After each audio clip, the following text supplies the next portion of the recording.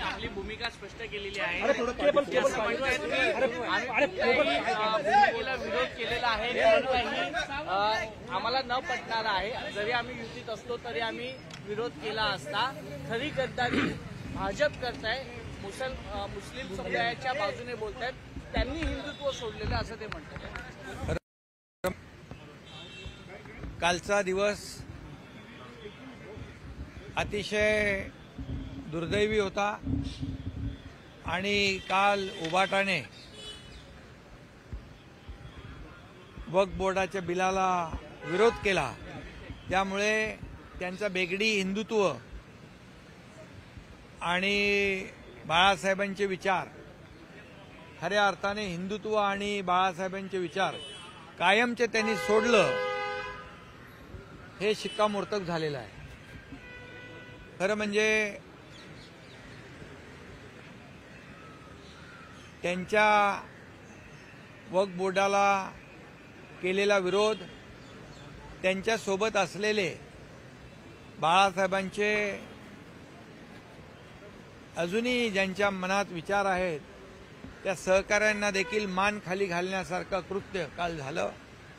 त्यांचे लोकप्रतिनिधी देखील त्यांनी खंत व्यक्त केली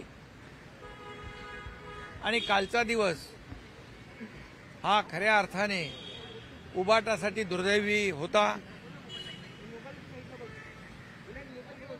ते म्हणतात की वक्फ बोर्ड बिल आणि हिंदुत्वाचा काही संबंध नाही. ते म्हणतात आमचं वक्फ बिलाला विरोध नाही, भाजपच्या ढोंगीपणाला विरोध आहे. म्हणजे अतिशय गोंधळलेल्या परिस्थितीमध्ये काय बोलायचं, काय निर्णय घ्यायचा, काय करायचं हे सुचत नसलेलं उबाटा नेतृत्व काल दिसलं. धरलं की सोडतंय आणि काय धरलं काही चावतंय आणि सोडलं की पळतंय, अशी परिस्थिती निर्माण झालेली आहे. आणि बाळासाहेब देखील राष्ट्रवादी आणि देशभक्त मुसलमानांना पाठिंबा बाळासाहेबांचा होता. तीच भूमिका शिवसेनेची आमची तर आहेच, परंतु भारतीय जनता पक्षाची पण आहे, आदरणीय प्रधानमंत्री महोदयांची पण आहे की देशभक्त आणि राष्ट्रभक्त मुसलमान त्याला विरोधी कोणी असू द्या त्यांना विरोध आहे. ही भूमिका घेऊन बाळासाहेब अखंडपणे चालले. तीच भूमिका या वक्फ बोर्डाच्या माध्यमातून भाजपने देखील दाखवली. परंतु सातत्याने राहुल गांधी यांची सावली मिळाल्यामुळे, राहुल गांधींच्यामुळे उबाटाला सातत्याने वारंवार जिनांची आठवण येते, वारंवार जिनांची आठवण येते. हे दुर्दैव आहे. आणि म्हणून मी आपल्याला एवढंच सांगतो की आता त्यांच्या पायाखालची वाळू सरकली आहे. काय करायचं ते सुचरत नाही, काय निर्णय घ्यायचे ते समजत नाहीत. आणि म्हणून आज जी पत्रकार परिषद घेतली त्यांच्या निर्णयाचं समर्थन करण्यासाठी, खरं म्हणजे स्वतःचीच अब्रू काढून घेण्यासारखं आहे. आणि म्हणून हे वक्फ बोर्ड जे बिल आहे, हे बिल आणल्यामुळे काही मुठभर लोकांच्या हातात लाखो करोडो एकर जमीन होती त्यांना चाप बसणार आहे. मला आठवतंय काँग्रेसच्या काळामध्ये 123 जागा वक्फ बोर्डाच्या डिनोटिफाय केल्या गेल्या आणि त्या काही लोकांच्या घशात घातल्या गेल्या. आता असं कुठलंही कृत्य करता येणार नाही.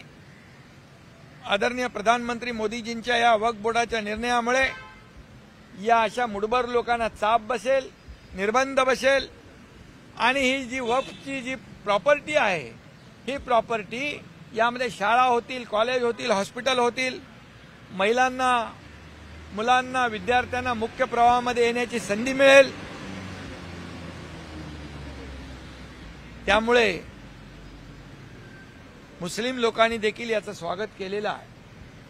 महिलांनी केलंय, मुलांनी केलंय. आणि शेवटी ते म्हणाले लांगून चाललं नाही. एकीकडे म्हणाले हे मुस्लिमांच्या बाजूने बोलतायत, हे एकीकडे म्हणतायत लांगून चालन केलं. नक्की काय त्यांना म्हणायचं आहे? आणि म्हणून गोंधळलेल्या अवस्थेमध्ये एखादं नेतृत्व गेलं की त्या पक्षाचा इतिहास जो आहे संपुष्टात येत असतो. आणि म्हणून ती काय जी काय परिस्थिती त्यांची झाली आहे ती महाराष्ट्र पाहतोय. आम्ही फक्त एवढंच सांगतो की आम्ही बाळासाहेबांचे विचार घेऊन पुढे जातोय, आनंदीगे साहेबांचे विचार घेऊन पुढे जातोय. कुठल्याही विचारांची वैचारिक भूमीशी कधी तडजोड होणार नाही. त्यांनी 2019ला खुर्चीसाठी मोहापायी जे केलं, जो अपराध केला, जी चूक केली त्यापेक्षा मोठा अपराध हा कालचा होता. तुमचा उल्लेख सातत्याने ते एसएनसी म्हणून करत आहेत आणि सातत्याने गद्दार एसएनसी म्हणजे काय? एकनाथ संभाजी शिंदेचा शॉर्टकट एसएनसी म्हणून. शॉर्टकट? मग मी असं म्हणू का त्यांचा युटी आहे, थ्रो असं म्हणू? वापरो और फेको ही त्यांची नीती आहे. मला बोलायला लावू नका. माझ्याकडे भरपूर काय आहे. मी शांत आहे. मला शांतपणे काम करू द्या. तुम्ही मला गद्दार गद्दार गद्दार गद्दार म्हणून हे केलं, खोके खोके म्हणून केलं. अरे तुम्हाला महाराष्ट्रातल्या जनतेने खोक्यामध्ये बंद करून टाकलं. 100 मधून 20च आले. ते पण काही आमच्या लोकांच्या चुका झाल्यामुळे आम्ही 80 लढवले आणि 60 आलोय. त्यामुळे महाराष्ट्रातल्या जनतेने गद्दार कोण आणि खुद्दार कोण याचा फैसला या विधानसभेच्या निवडणुकीत केलेला आहे. सावरकरांच्या पुस्तिकावरती बंदी करण्याची मागणी काँग्रेसचे प्रदेशाध्यक्ष करतात. विरोध केला. येणाऱ्या महानगरपालिकेच्या निवडणुकीमध्ये देखील विधानसभेसारखी अवस्था होईल. नाही बघा, त्यांची भूमिका जी आहे, भूमिका दुटप्पी. ते एकदा मुस्लिमांचा जेव्हा एकदा पार्लमेंटमध्ये विषय होता तेव्हा वॉकआउट केलं होतं. त्यामुळे मतं घेतल्यानंतर ते हिंदू असू द्या मुस्लिम असू द्या त्यांच्या पाठीत खंजीर खुपसण्याचं काम हे उबाटा करते आहे. हे दोन्ही समाजाला कळलेलं आहे आणि त्यामुळे हे घरकाना घाटका अशी परिस्थिती त्यांची झालेली आहे. सावरकरांच्या पुस्तकावर बंदी घालण्याची मागणी काँग्रेसचे प्रदेशाध्यक्ष करतायत.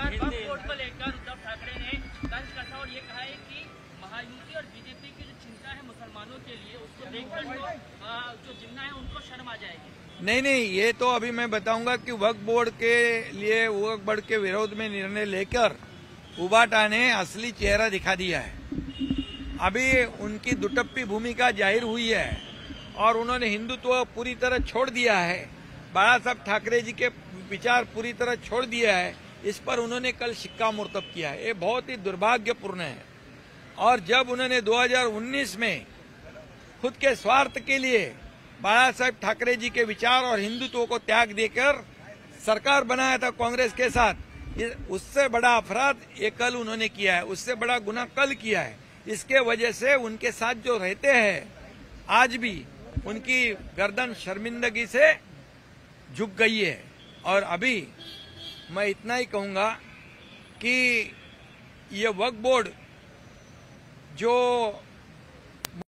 के हाथ में और कांग्रेस के जमाने में इस पार्सल जो है प्रॉपर्टी उसको डीनोटिफाई किया और कुछ चंद दिया.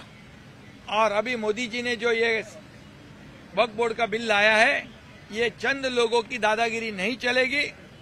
बिल्कुल उनको मनमानी नहीं करने को मिलेगी. अभी इसमें महिलाओं को, युवाओं को, विद्यार्थियों को, सभी लोगों को मेन स्ट्रीम में आने का मौका मिलेगा. ये वक्फ बोर्ड के जमीन पर जो कब्जा जमा के बैठे थे उनका कब्जा हट जाएगा. जैसे स्कूल हो, कॉलेज हो, अस्पताल हो, जो ये अम्यूनिटी जो है लोगों के लिए जो प्रकल्प है वो खड़े हो जाएंगे. इसलिए गरीब तबके के मुसलमानों को इसका फायदा होगा. लेकिन कांग्रेस ये नहीं चाहती है. कांग्रेस मुसलमानों को गरीब की गरीबी रखना चाहती है. वोटों के लिए उनके सामने उनको हाथ फैलाने की अवस्था में रखना चाहती है. और इसलिए ये कांग्रेस और उद्धव ठाकरे ओवैसी जो बोले वही उद्धव ठाकरे आज बोले, उनकी बोली एक समान है। और इसलिए जब बाला साहब ठाकरे जी कहते थे जो सच्चा देशभक्त मुसलमान है उसको हमारा समर्थन है, जो देश का गद्दार है वो कोई भी हो उसका हमारा उसको विरोध है। अभी इसमें वही नीति भाजपा की है, एनडीए की है। और अभी जब राहुल गांधी जी के साथ हमेशा ये उबाटा रहती है, इसलिए बार बार उनको जिना की याद आती है, बार बार जिना याद आते हैं। ये दुर्भाग्य है और इसलिए उनका असली चेहरा जो है जनता के सामने आ चुका है और जनता उनको इसकी सबक आने वाले चुनाव में जरूर दिखाएगी। उद्धव ठाकरे ने बिल्कुल कंफ्यूज हो गए हैं, उनको पता नहीं क्या निर्णय लेना है, क्या छोड़ना है। जब ऐसे परिस्थिति में जब नेतृत्व आ जाता है, कोई पार्टी आ जाती है, तो पार्टी का भविष्य जो है वो अंधकार में होता है। और इसलिए हम लोग जो निर्णय लेते हैं खुलेआम लेते हैं, छुप कर नहीं लेते। कभी वॉकआउट करते हैं, कभी बोलते हैं ये हमारा विरोध बिल को नहीं था, हमारा विरोध भाजपा को था। ये क्या है? जो निर्णय लेना हिम्मत से लो, हिम्मत होनी चाहिए, शेर का कलेजा होना चाहिए, वो उनमें नहीं है और सिर्फ बदनाम करने का काम वो करते हैं।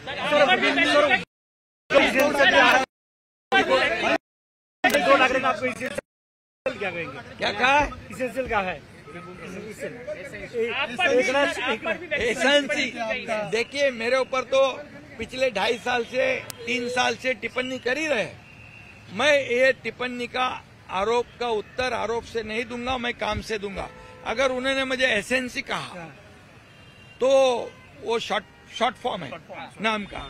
अभी मैं उनको ऐसा कहूं, UT means use and throw, वापरो और फेंको। ऐसी परिस्थिति, ऐसे ही उनका काम है, इसलिए तो लोग छोड़ के जा रहे।